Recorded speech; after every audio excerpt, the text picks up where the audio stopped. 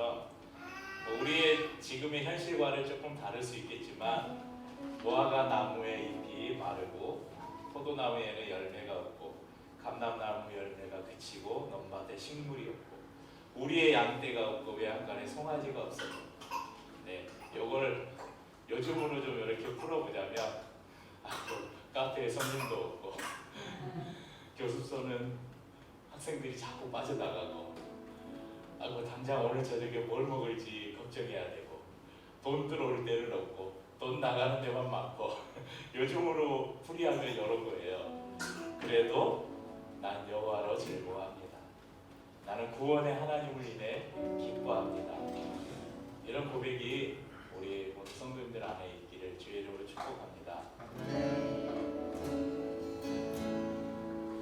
내가 누려왔던 모든 것들이 내가 지나왔던 모든 시간이 내가 걸어왔던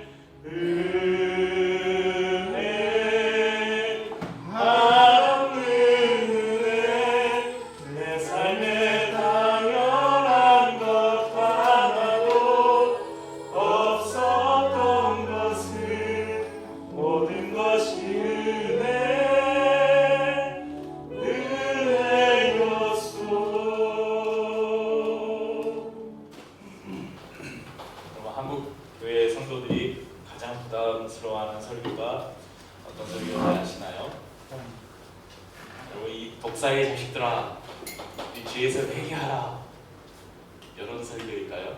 아니면 자 여러분, 영혼구원은 하나님이 우리에게 맡긴 사명입니다. 다음 주까지 5명씩 꼭 데리고 오시기 바랍니다. 그런 전도 설교일까요?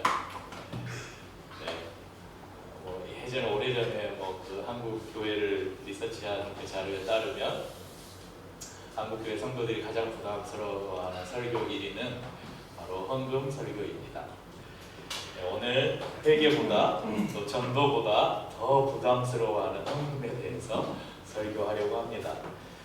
네, 헌금에 대한 말씀을 나누기 전에 분명하게 우리가 기억해야 될 것은 오늘 설교의 목적이 여러분의 주머니를 열어서 더 많은 헌금을 하게 하기 위한 것이 아니라는 사실을 분명하게 기억하시면서 말씀을 듣고, 오늘 말씀을 전하는 자나 또 우리 성도님들이나 그리 편하지 않는 주제를 함께 나누지만 오늘 하나님께서 우리에게 주시는 헌금에 대한 이 교훈을 통해서 서로가 소중한 하나님의 또 은혜를 얻는 그런 시간이 되기를 바라고, 우리가 땀 흘리고 수고해서 얻은 우리의 소중한 물질, 우리의 돈을 여러분 헌금하잖아요. 그 헌금이 하나님이 내치시는 헌금이 아니라 하나님이 기뻐하시는 아름다운 예물이 될 수 있기를 그런 바라는 마음이 있습니다.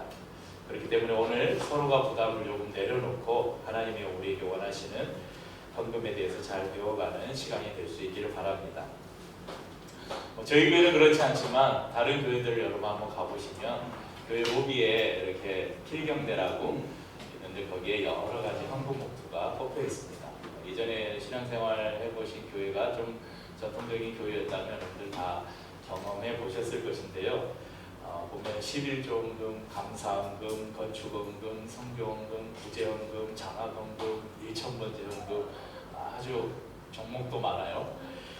네, 그리고 그 모든 헌금들 중에 가장 중요하게 여기는 헌금이 뭡니까? 11조 헌금이죠. 왜 그럴까요? 요 액수가 크니까. 11조 헌금은 말 그대로 10분의 1, 그러니까 자기 수입의 10분의 1을 드리는 헌금을 11조 헌금이라고 합니다. 헌금을 강조할 때 꼭 따라오는 이야기가 바로 이 11조를 잘해야 된다, 그렇게 이야기를 하죠. 그래서 11조를 하지 않는 것은, 11조를 안 하는 사람은 하나님의 것을 도적질하는 사람이다, 그렇게 이야기하기도 합니다. 저는 고3 때부터 신앙생활을 했는데 저도 학생 시절부터 그렇게 배워왔고 한때는 저희 아이들에게도 그렇게 가르치기도 했습니다. 하지만 여기에는 큰 문제가 있습니다. 이 11조 헌금을 우리가 이야기하면서 항상 인용되는 성경 구절이 있는데 말라기 3장 10절에 이런 말씀이 있어요. 만군의 여호와가 이르노라 너희의 온전한 11조를 창고에 들여 나의 집에 양식이 있게 하고 그것으로 나를 시험하여, 계속 이어지는 말씀인데요. 그럼 구약의 대부분의 소선지서들은 우리가 잘 몰라요. 그런데 유독 인기 있는, 목사님들에게 특히 인기 있는 소선지서가 하나 있는데 이 성경 구약 제일 마지막에 나오는 이 말라기서예요. 이 본문 때문에 그래요. 그러니까 11조를 통해서 먼저는 여기 보면 나의 집에 양식이 있게 하고, 나의 집이라는 것은 당시의 성전이거든요. 성전, 요즘으로 하는 교회. 그러니까 11조를 드려서 먼저 교회 재정을 풍성하게 하고, 또 11조를 드리는 사람은 하나님께 11조를 해서 하나님이 그 11조 한 너의 그 헌금을 받으시고 너를 축복하나 안 하나 한번 시험해봐라, 이렇게 이야기를 하죠. 그러니까 하나님이 11조를 했을 때 갚아주시는 복을 한번 경험해봐라, 이렇게 이야기합니다. 구약의 11조는 이스라엘 백성들이 철저하게 지켜야 되는 중요한 율법이었습니다. 왜냐하면 하나님께서 직접 명령하신 율법이었기 때문이죠. 그럼 이 이스라엘 백성들이 이제 애굽에서 나와서 가나안 땅으로 가잖아요. 그래서 가나안 정복 전쟁을 하고 그 가나안 땅에 7족속을 다 몰아내고 이제 땅을 분배를 합니다. 땅을 분배할 때 여러분 한 지파에게는 땅을 주지 않았어요. 그 지파가 어느 지파입니까? 레위 지파. 레위 지파는 온전히 성전에서 하나님을 섬기는 일에만 구별된 지파였어요. 그러면 땅도 없고 농사도 짓지 않고 아무것도 안 하는데 어떻게 먹고 살아요? 그 레위 지파를 위해서 나머지 12지파가 11조를 냈어요. 그래서 그 11조를 성전에 내면 그 사람들은 이 11조를 가지고 레위인들은 생활을 한 거예요. 그리고 이때 이스라엘 백성들이 하나님께 드린 이 11조는 중요한 세 가지 지출 항목이 있어서, 첫째는 레위인들의 생활비, 두 번째는 하나님의 성전을 짓거나 보수하는 비용, 세 번째는 사회적 약자로 대표되는 고아와 나그네 과부들을 구제하는 비용, 이것으로 이 헌금이 쓰여졌습니다. 그런데 문제는 과연 예수님 이후를 살아가는 오늘날 이 신약의 성도들에게도 과연 이 율법으로서 11조가 여전히 유효하느냐 하는 문제예요. 그럼 우리는 율법의 시대가 아니라 은혜의 시대를 살아가고 있잖아요. 또 예수 그리스도 안에서 예수님께서 친히 말씀하셨죠. 나는 율법의 완성이다. 그러면서 예수님 안에서 모든 율법이 재해석되고 완성되었어요. 그러니까 구약에서는 사람을 죽여야 살인죄가 됐는데 예수님은 사람을 향해 형제를 미워하는 마음을 품은 자는 이미 살인한 자다, 이렇게 선언하셨어요. 그러니까 그 결혼 외에 남녀가 그 육체적 관계를 갖는 것을 간음이라고 했는데 예수님이 말씀하셨어요. 지나가는 멋진 남자, 멋진 여자를 보고 음욕을 품는 자는 이미 간음하였다, 이렇게 말씀하셨어요. 그러니까 더 높은 수준의 율법을 우리에게 요구하신 것이죠. 그러면 11조는 어떻게 예수님께서 해석하셨을까? 이것을 우리가 좀 살펴봐야 되겠죠. 그럼 이 11조는 여전히, 이게 제가 우리 교회가 한 번씩 중간중간 한 번씩 하는, 오해하셨군요. 그래서 구약의 여러 잘못된 제도들을 우리가 이렇게 다시 한번 바로잡아주는 그런 설교를 가끔 한 번씩 하는데, 우리 2016년에도 했던 설교예요. 근데 그때뿐만 아니라 그 훨씬 이전부터 이 11조 문제는 교회 안에 뜨거운 감자입니다. 11조를 지금도 여전히 유효하다, 그렇지 않다, 이 해석의 문제로 여전히 지금도 신학적인 논쟁이 계속되고 있는 문제입니다. 11조를 옹호하는 주장을 펴는 사람들이 인용하는 성경 구절이 있어요. 누가복음 11장 42절에 화 있을진저 너희 바리새인들이여, 너희가 박하와 온향과 모든 채소의 11조는 드리되 공의와 하나님께 대한 사랑은 버리는도다. 그러나 이것도 행하고 저것도 버리지 말아야 할지니라. 이런 말씀이 있어요. 그러니까 탐욕이 가득하고 거칠에만 신경 쓰는, 그러니까 이렇게 외식하는 이 바리새인들, 서기관들, 당시의 종교 지도자들을 향해서 예수님께서 하신 말씀인데, 여러분 구약 시대에 11조로 드리는 대표적인 농작물이 세 가지 있었는데요. 곡식과 포도주와 기름이에요. 그러니까 곡식과 포도주와 기름의 11조를 드려야 됐어요. 그런데 바리새인들은 여기에 대해서 밭에서 나는 모든 채소들까지도 11조를 드렸다고 그래요. 그러니까 자신들이 얼마나 율법에 철저한 사람들인가 자랑했던 것이죠. 그런데 예수님께서 그들을 책망하셔요. 왜냐하면 11조보다 더 중요한 공의와 하나님께 대한 사랑을 너희가 버렸다. 그런데 많은 사람들이 오해하는 성경 해석이 바로 예수님께서 말씀하신 이거예요. 그러나 이것도 행하고 저것도 버리지 말아야 할지니라. 그러니까 이걸 한글 성경 그대로 해석하면 11조도 계속하고 공의와 사랑도 행해라, 이렇게 이해하잖아요. 그런데 이것을 영어 성경 아니면 또 원문을 보면 이게 과거 완료 명령형으로 되어 있어요. 그러니까 뭐뭐 하지 말았어야 했다. 그러니까 이것도 행하고 저것도 버리지 말았어야 했다. 그러니까 이것은 11조를 지금도 계속 해야 된다고 말씀한 게 아니라 지금 외식하는 바리새인들을 책망하면서 너희가 그렇게 11조를 강조하고 하는데 그 11조를 너희가 하지만 인과 의와 사랑도 버리지 말았어야 했다. 그렇게 바리새인들을 책망하고 있는 말씀입니다. 그래서 예수님께서 이 말씀하신 이 말씀으로 11조를 두둔하거나 11조가 신약 시대에도 여전히 유효하다고 우리가 이해해서는 안 된다는 것입니다. 그러면 예수님께서 말씀하신 헌금에 대해서 예수님은 어떤 말씀을 하셨을까? 헌금에 대해서 예수님은 우리에게 어떤 가르침을 주고 계시는가? 오늘 저희가 읽은 이 본문이 누가복음 21장의 본문이 헌금에 대해서 유일하게 예수님께서 말씀하신 말씀이에요. 예수께서 눈을 들어 부자들이 헌금함에 헌금 넣는 것을 보시고 또 어떤 가난한 과부가 두 렛돈 넣는 것을 보시고, 렛돈은 동전이에요. 동전, 가장 작은 동전의 단위예요. 당시에 요즘으로 말하면 우리가 지금 쓰는 가장 작은 동전의 단위가 10원짜리인가요? 네, 10원짜리고 20원 정도 되는 거예요. 뭐 지금과 화폐 가치는 좀 다르겠지만 그 두 렛돈 넣는 걸 보시고 이르시되 내가 참으로 너희에게 말하노니 이 가난한 과부가 다른 모든 사람보다 많이 넣었도다. 저들은 그 풍족한 중에서 헌금을 넣었거니와 이 과부는 그 가난한 중에서 자기가 가지고 있는 생활비 전부를 넣었느니라 하시니라. 그럼 예수님께서 이 부자들을 책망하시는데 아마 이들은 예수께서 눈을 들어 부자들이 헌금함에 넣는 것을, 헌금함에 헌금 넣는 것을 보시고 아마 이 부자들은 바리새인들, 서기관들, 당시의 유대 지도자들, 많은 부를 축적한 부자들, 이런 사람들을 아마 통칭하는 것일 것입니다.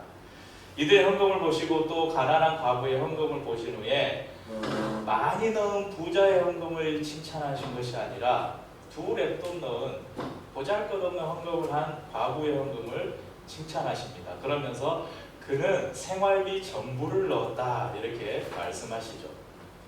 그래서 어떤 설교자는 이 본문을 인용하면서 이 과부처럼 가난하든 간에 아니면 부자든 간에 봐라, 생활비 전부를 드리지 않았느냐, 하나님께 헌금할 때는 여러분이 전부를 드리십시오. 지금 지갑을 열어서 여러분 지갑에 있는 모든 돈을 헌금하십시오. 옛날에 많았어요. 옛날에 뭐 부흥회 하면 부흥회가 그냥 헌금 걷는 그런 때가 있었어요. 그래서 지금 돈이 없으면 작정하라고 작정한 거는 안 지키면 하나님이 벌 주신다고, 그런 제 어릴 적 기억에 그런 기억도 있습니다.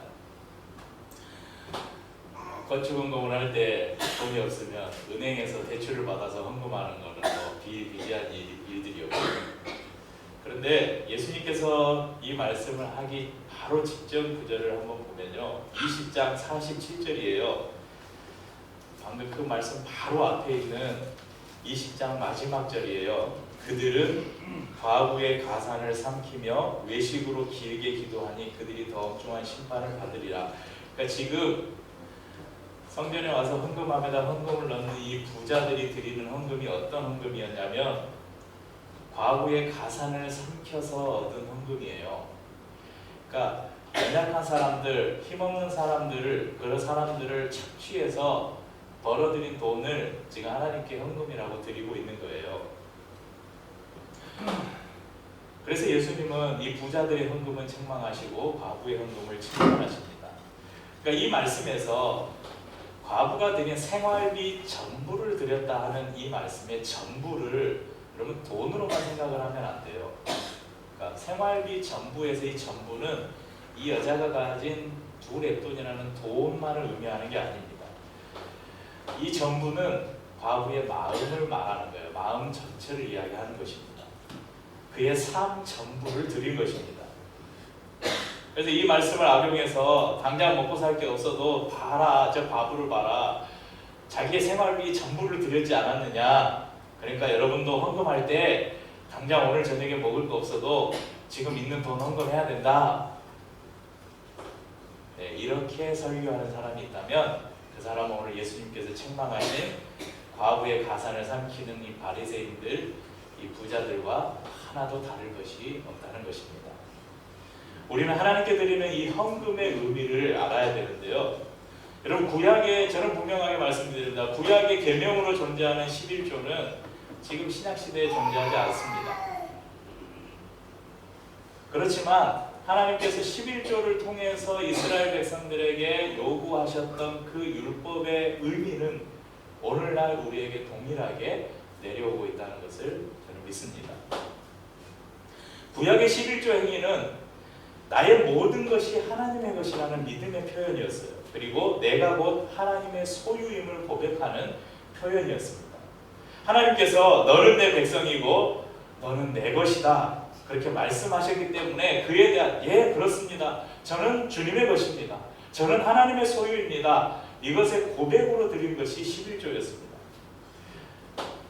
내가 땀 흘리고 수고하고 애써서 농사짓고 일해서 곡식을 얻고 돈을 벌지만 그 모든 것이 하나님의 은혜가 아니면 얻을 수 없는 것들이었습니다. 그 모든 것은 하나님의 은혜입니다. 이 고백이 담겨있는 것이 바로 헌금입니다. 여러분, 과부가 자신의 전 재산인 두렙돈을 드렸잖아요. 근데 이 두렙돈을 드리고 나면 당장 저녁 끼니를 걱정해야 될지 몰라요. 생활비 전부라잖아요. 그럼 과부라고 하니까 남편이 없잖아요. 사회적으로 굉장히 사회에서 당시에 이스라엘에서 이 과부는 사회에서 전혀 보장 장치가 없는, 전혀 보호받지 못하는 위치에 있는 그런 상태였어요. 아마 자녀가 있었을 것 같아요. 당장 저녁을 굶어야 될지도 모르는 상황에서 이 두렙돈을 하나님께 드렸어요. 왜냐하면 내 손에 있는 이 두렙돈, 오늘 아마 이 과부가 어디 가서 일용직을 했는지 어디 가정부를 했는지 어떤 일을 하고 어쩌면 번 돈이었을지 모르겠어요. 그것을 헌금함을 지나다가 그냥 기꺼이 넣은 거예요. 왜냐하면 내가 지금 이 손에 있는 내 생활비 전부인 이 두렙돈조차도 하나님의 은혜다. 그러니까 하나님의 은혜가 이 돈보다 더 크다고 느껴지니까 그걸 하나님께 드릴 수 있었던 것이죠. 오늘 이 자리에서 하나님을 예배하는 저와 여러분은 하나님의 백성이고 그리스도의 것입니다. 그렇기 때문에 우리 안에 이런 고백을 담는 것이 바로 헌금입니다. 율법의 조문 때문이 아니라 하나님을 사랑하는 마음과 이웃을 사랑하는 마음으로 드리는 우리의 신앙 고백이 바로 헌금입니다. 그럼 사도 바울은 헌금이라는 용어 대신에 연보라는 말을 많이 사용했습니다.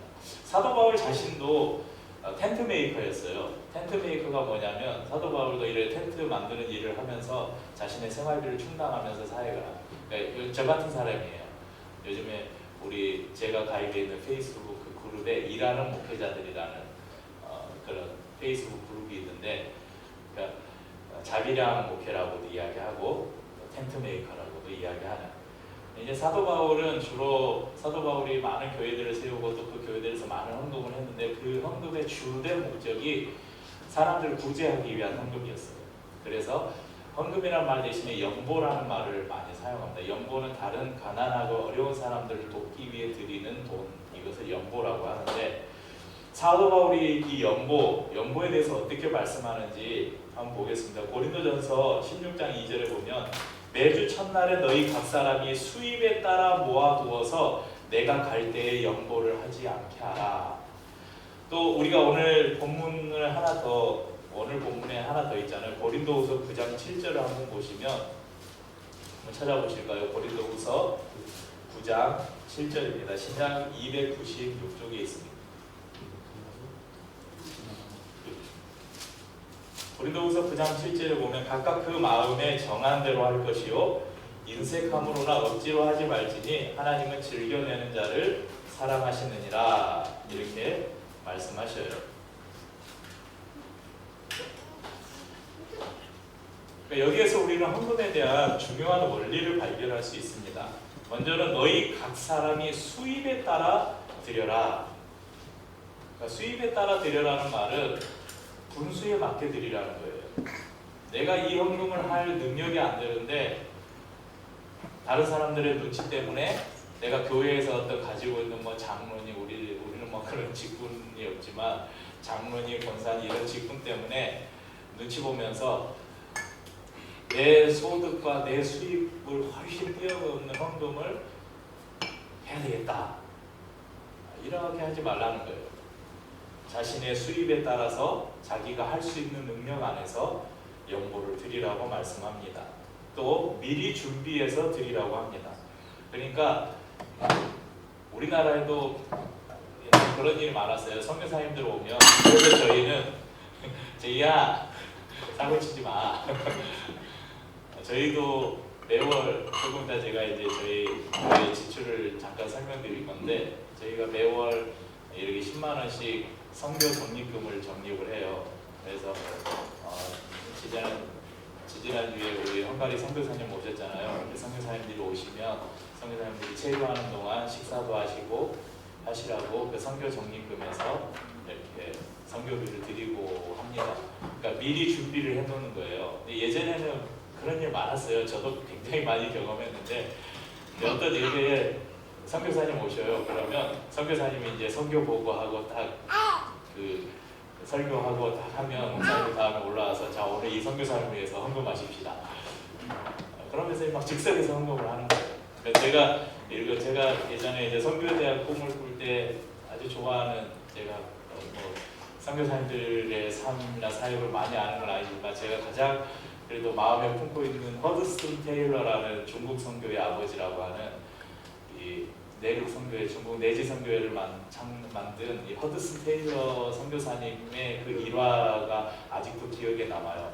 그러니까 선교 보고를 하러 고국에 가잖아요. 그러면 그 선교지에서 일어난 일들을 하면 일들이 이렇게 간직하면 얼마나 사람들의 마음이 막 감동되고 그래요. 그러면 자 오늘 이 중국 내지 선교를 위해서 헌금합시다. 근데 이 선교사님은 절대 자기가 선교 보고를 한 날 선교 헌금을 하지 못하도록 했어요. 왜냐하면 지금 여러분들의 마음속에 있는 것은 즉흥적인 감정일 수 있다. 집에 돌아가셔서 여러분의 마음속에 계속해서 하나님이 그 선교에 대한 부담감을 주시면 그때 나중에 헌금을 해라. 저는 그게 맞다고 생각을 해요. 여러분 즉흥적으로 드리는 헌금이 아니라 미리 하나님이 우리에게 주신 그 헌금들을 준비해서 드리는 것.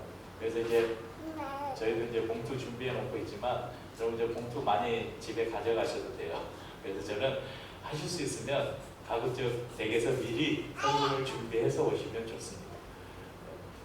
뭐 저희 자랑은 아니지만 저희 같은 경우는 이제 저희 아내가 저희 가족의 헌금을 관리하는데 저희는 헌금 지갑이 있어요. 헌금 봉투를 담는 이 칸으로 이렇게 나눠져. 그래서 미리 주일날 드릴 헌금을 주중에 다 준비를 해놓고 주일에 와서 드리는 그렇게 하면 조금 더 좋을 것 같습니다.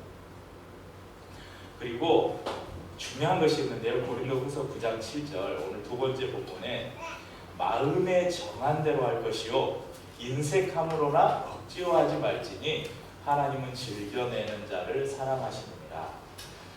여러분 사실 제가 헌금을 강조하지 않는 게 헌금에 대한 따로 설교를 하거나 헌금 이야기를 하지 않는 게 이것 때문에 그래요.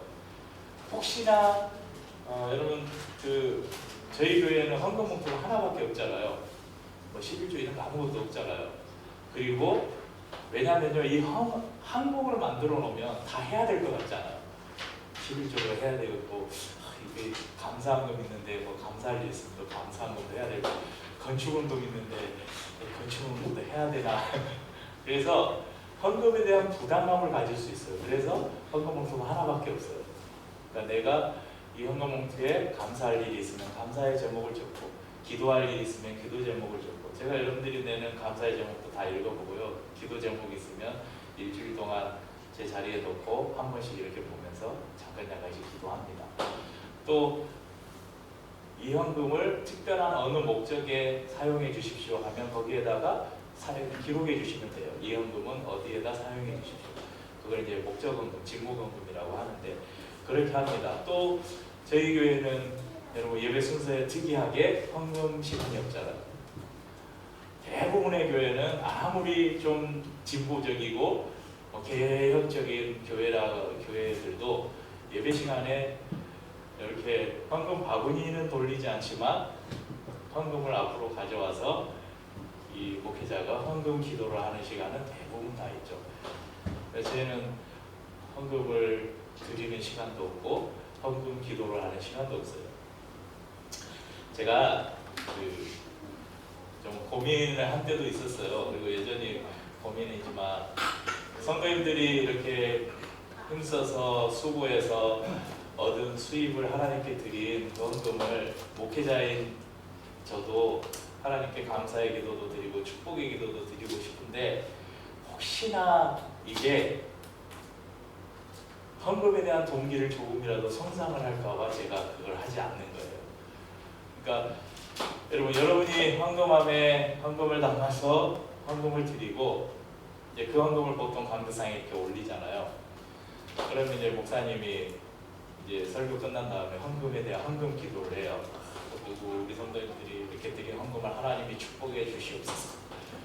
그러면 목회자가 축복을 하면 여러분이 드린 헌금이 더 복을 받고, 목회자가 기도를 안 하면 여러분이 드린 헌금이 별 가치가 없어지고 그러나요?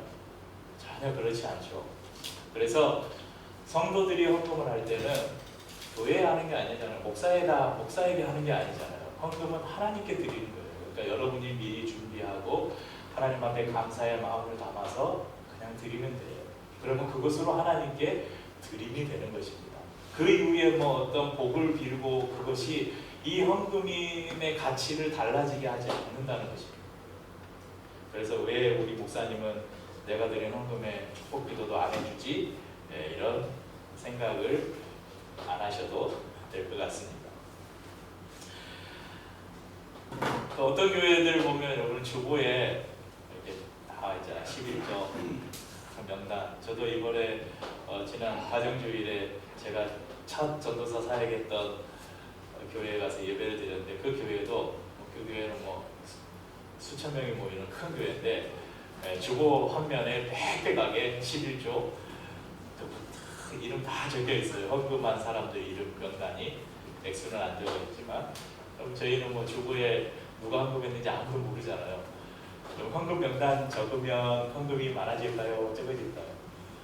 네, 조금은 많아질 거예요. 그러지 않습니까? 아, 누구는 헌금했는데 나는 안 하네. 여러분, 그것 때문에 헌금 명단 안 적는 거예요. 이런 것들이 우리가 하나님 앞에 드리는 헌금에 잘못된 동기가 되지 않게 하기 위해서. 그런데 여러분이 드리는 헌금은 제 노트북에 이론 하나도 안 빠지고 다 정리되어 있습니다. 우리 성도님들 어느 누구든지 간에 언제든지 간에 제가 헌금한 내역을 보여주십시오 하면 여러분, 저는 노트북 클릭 몇 번만 하면 여러분들의 헌금 내역을 다 보실 수 있어요. 또 오늘도 제가 오늘 새벽에 홈페이지에 7월 재정 결산을 올려놨습니다. 주보에 올리는, 예전에 주보에다 저희가 한 달 재정 결산을 올렸었는데 이제 주보에 공간도 부족하고 그래서 홈페이지에다 올립니다. 홈페이지에는 지난 한 달 동안의 항목별로 수입 지출 내역과 그리고 지출의 세부 내역들이 그대로 올라가 있습니다. 언제든지 확인을 해보실 수 있습니다. 여러분, 사도 바울이 말씀하신 것처럼 우리가 하나님 앞에 헌금을 드릴 때는 우리의 마음이 어떤 것에 영향을 받아서 억지로 하거나 인색함으로 하거나 이런 조금의 어떤 것들도 하나님 앞에 드리는 헌금에 들어오면 안 된다고 저는 생각합니다. 그럼 구약시대에 드린 이 헌금은 레위인들의 생활비 그리고 성전 보수, 가난한 자들의 구제에 이 헌금이 사용됐다고 말씀드렸죠. 그러면 저희는 헌금을 어떻게 사용하는가? 2023년 1월 아마 1월이 되면 2022년에 1년 동안의 전체적인 수입 지출 이런 것들을 항목별로 다 정리해서 여러분 보고하는 시간을 가질 것입니다. 또 매월 첫 주에는 그 이전 달의 재정을 우리가 공개를 하고 있고요. 저희 교회 헌금을 이렇게 보니까 매월 우리를 후원하는 4개 교회가 있습니다. 4개 교회에서 매월 10만원씩 40만원을 후원해 주셔요. 또 한 분의 개인 후원자가 매월 30만원을 헌금해 주십니다. 그래서 총 70만원의 온라인 헌금이 있고요. 또 8명의 미션 펀드라고 이제 이 재정을 이렇게 모아서 이제 그쪽으로 헌금을 하면 그 헌금을 우리에게 보내주는 이제 펀딩하는 그런 단체를 통해서 미션 펀드라는 단체를 통해서 저희들을 후원해 주시는 8분의 후원자가 있고, 또 우리 성도님들 중에 그 기부금 영수증이 필요하신 분들, 저희가 아직 교회가 법인이나 단체 가입이 안 돼 있기 때문에 저희가 기부금 영수증을 발행을 할 수가 없어요. 그래서 이제 직장을 다니시는 분들은 기부금 영수증이 필요하기 때문에 그런 분들 중에는 헌금을 미션 펀드를 통해서 이렇게 드립니다. 그러면 언제든지 연말에 그 기부금 영수증을 그 자기가 헌금한 그 미션 펀드 사이트에 들어가서 자기가 이제 출력해서 받아볼 수 있도록 우리 성도님들 중에 또 몇 분은 미션 펀드를 통해서 헌금을 하고 있습니다. 그래서 보니까 외부에서 이렇게 후원해 주시는 헌금과 우리 성도님들이 드리는 헌금이 한 50대 50 정도 돼요. 지금 거의 비슷한 것 같아요. 우리 교회 지출을 보면요, 제일 큰 지출은 아마 제 생활비. 제 생활비는 한 달에 50만 원을 받습니다.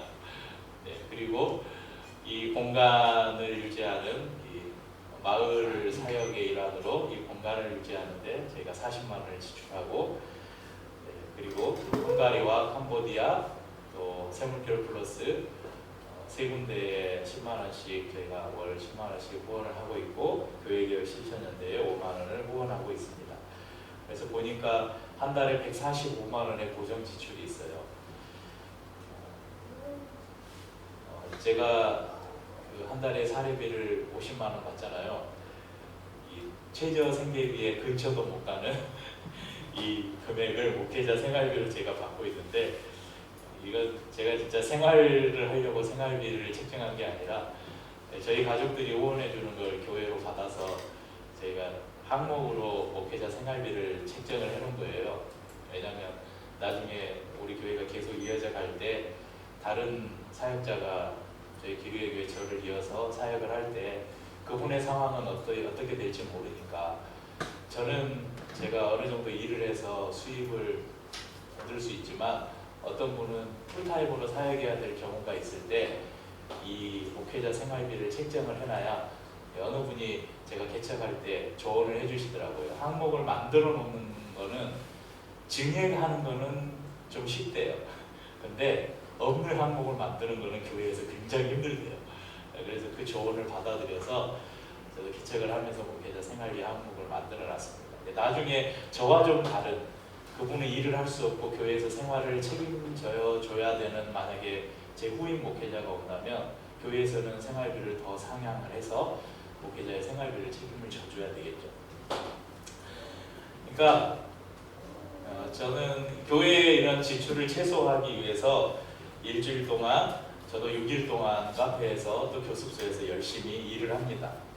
때로는 연호 목사님들처럼 교회에서 생활비 받고 교회에서 사택 주고 교회에서 원가금 다 내주고, 그래서 말씀 보고 기도하고 성도들 신방 다니고, 야, 이런 목회를 하면 좋겠다는 마음이 들 때도 있지만 그때는 아주 잠깐이고, 나의 길은 이 길이다. 야, 나는 그런 목회, 꿈도 꾸지 그런 목회는 생각지도 않았고, 그런 목회를 하려면 저는 아마 개척을 하지도 않았을 거고, 우리 성도님들이 일주일 동안 각자의 자리에서 정말 열심히 살아가시는 것처럼 저도 저를 부르신 자리가 이곳이기 때문에 저도 저를 부르신 이 부르심의 자리에서 충성되게 살아가야 되겠다, 그렇게 하고 있습니다.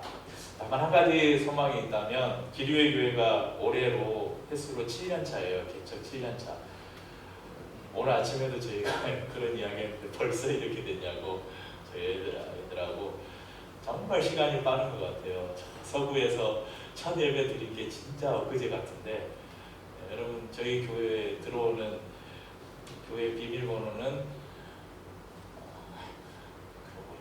160306입니다. 급할 때 들어오시려면 문 열고 들어오세요. 160306. 16년 3월 6일 저희 교회가 처음 시작한 날이에요. 근데 7년이나 지났어요 벌써. 근데 아직 저희가 재정적인 자립을 하지 못하고 있습니다. 수년 동안 저희를 후원해 주신 교회도 있고, 개척 첫 해 개척한 그 달부터 지금까지 한 번도 빠지지 않고 계속해서 후원해 주는 미션펀드 후원자들도 많습니다. 그런데 이 후원자들의 후원이 언제 끊어질지 몰라요.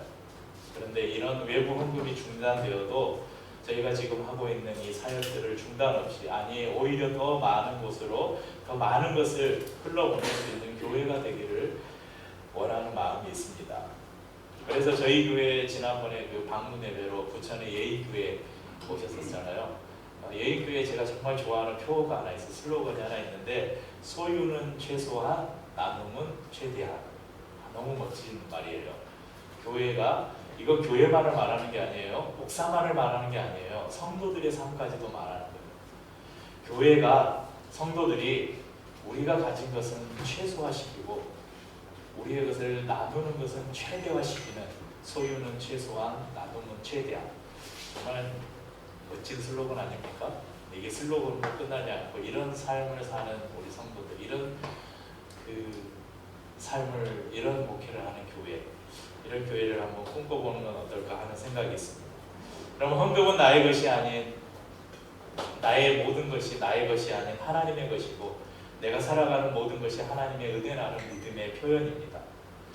또한 나에게 있는 그것이, 그 소유가 나의 것이 아니라 하나님께 속했다는 믿음의 표시입니다. 헌금을 얼마를 드리는가가 중요한 것이 아니라 나의 중심을 드렸냐가 중요합니다. 여러분, 헌금을 갯돈이나 동아리 모임 때 우리가 나는 회비 그 정도로 취급해서는 안 됩니다. 저는 자녀를 두신 부모님들에게 권면하고 싶습니다. 여러분들 자녀들이 어릴 때부터 11조를 하는 훈련을 시키십시오. 아까 말씀드렸잖아요. 11조는 율법의 계명으로 존재하지 않는다고. 그런데 11조를 드리는 훈련을 어릴 때부터 시키십시오. 저희 아이들의 용돈을 받아도 철저하게 11조를 드리게 합니다. 왜냐하면요, 이 아이들이, 우리 다음 세대 아이들이 돈의 주인이 누구인가를 알게 해야 돼요. 너에게 있는 것의 주인이 누구인지를 어릴 때부터 가르쳐줘야 됩니다. 여러분, 11조라는 게 단순히 계명 항목으로 존재하는 게 아니라 그 의미를 아이들에게 훈련시켜주는 거예요. 나의 모든 것은 하나님의 것입니다. 여러분, 하나님께서 10의 9조 내라 그랬으면 어쩔 뻔했어요. 큰일 날 뻔했죠. 100만 원 벌어가지고 하나님이 10의 9조 90만 원 내고 10만 원 가지고 너 살아라 그랬으면 얼마나 힘들겠어요. 그런데 하나님이 인자와 자비와 긍휼이 풍성하셔서 10분의 1만 내고 9 가지고 네가 살아라 그랬으니 우리가 사는 거죠. 여러분, 아이들이 어려서부터 물질의 주인이 누구인지를 훈련해야 나중에 돈의 노예가 되지 않습니다. 여러분, 오늘 PPT 화면 한번 보시겠어요? 제가 성경에 나오는 돈, 재물, 물질이 성경 구조를 가지고 제가 포토샵으로 만든 거예요. 돈을. 성경에 보면 저렇게 돈에 대한 말씀들이 엄청 많아요. 왜 하나님께서 성경의 수많은 말씀들을 통해서 이 재물에 대해서 경계하고 있는가? 여러분, 이 재물과 하나님은 예수님도 말씀하신 겸하여 섬길 수가 없대요. 돈의 마음을 빼앗긴 사람은 절대 하나님을 섬길 수 없어요. 그러니까 돈과 하나님은 절대 겸하여 섬길 수 없다. 같이 섬길 수 없다고 하나님이 말씀하셔요. 저는 헌금을 소유권 전쟁이라고 그렇게 표현을 합니다. 내 인생과 내가 가진 것들이 나의 소유인가 아니면 하나님의 소유인가에 대한 우리 안에 치열한 싸움이 있는데, 이것에서 이것이 하나님의 것입니다 라고 인정해 드리는 것이 바로 헌금입니다. 다시 한번 말씀드리지만 오늘 말씀은 여러분들의 지갑을 열어서 헌금을 더 많이 거두려는 말씀이 아닙니다. 헌금을 많이 드려서 하나님께 우리가 복받자 이런 말씀도 아닙니다. 헌금을 통해 우리가 하나님의 소유임을 인정하고 하나님께서 우리의 삶을 복주시고 책임져 주시는 분이신 것을 우리가 확신하는 그런 훈련을 하자는 것입니다. 그럼 아직은 이제 담당하는 분이 안 계셔서 제가 재정을 정리하고 있는데 아마 조만간 누군가가 자원을 하리라고 믿습니다.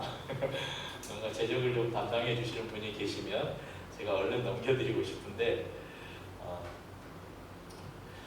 교회는 성도들이 드리는 헌금을 소중하게 생각하고 항상 헌금을 투명하게 관리하고, 그래서 헌금으로 교회 재산 불리거나 교회 헌금 가지고 목사에 배불리는 것이 아니라 우리가 후원하는 선교사님들과 또 여러 단체들, 하나님의 나라를 위해서 헌신하는 많은 사역자들과 그런 단체들을 위해서, 또 우리 주위에 어렵고 아파하는 고아와 나부와 과부와 나그네로 대표되는 우리 사회적 약자들을 저희들이 또 돌보고 또 이들을 위해서 더 많은 것을 나눠줄 수 있는 그런 교회가 되기를 원합니다. 하나님께서 기뻐하시는 슬기로운 헌금 생활하시는 저와 여러분 될 수 있기를 주의 이름으로 축복합니다. 우리 찬양하겠습니다. 나의 것은 나의 소유, 나의